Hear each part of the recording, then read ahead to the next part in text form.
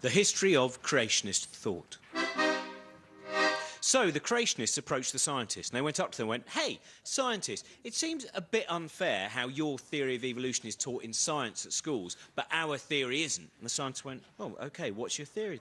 They went, "Well, no, you go first." So the scientist said, "Well, I suppose our theory is this.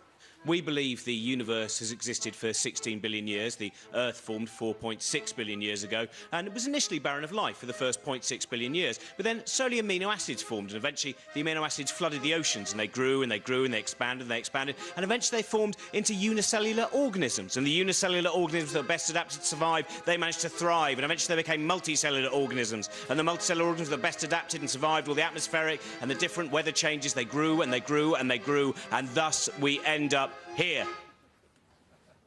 And the creationists went, "Oh, right, it's quite good, that." "Well, yeah, it's just our theory. Anyway, what's your theory?" "Well, our theory is this. Magic man done it." "Sorry?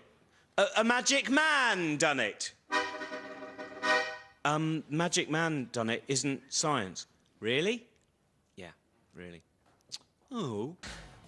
20 years then passed, and then they returned, and they came back and went, "Hello, scientists. Sorry about last time. We hadn't really thought it out. But now we have come back with a proper scientific theory." "Oh, yeah, so proper. It is called the theory of intelligent design." Yeah.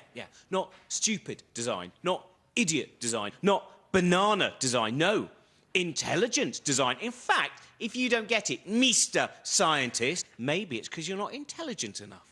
OK, well, what's your theory? Well, our theory is simply this. The universe existed for a very long time, and then eventually the Earth formed, and initially the Earth was barren of life, but then slowly amino acids formed, and eventually the amino acids turned into unicellular organisms, and the unicellular organisms that were best adapted to survive, they managed to thrive and thrive and thrive, and then slowly they turned into multicellular organisms, and the multicellular organisms that were best adapted to survive and survived the climatic and atmospheric changes, they grew and they grew and they grew, and thus we end up here. And the scientists went, "Oh, well, that's pretty good." "Thanks very much. Yes, it is." "It is kind of our theory, isn't it?" "Well, I suppose so, apart from a thing. But don't worry about that." Sorry, what do you mean apart from a thing?" Yeah. What's the thing?" "Well, you know, sometimes you look at nature and you go, that looks hard to make. How could nature do it?" "Mm-hmm.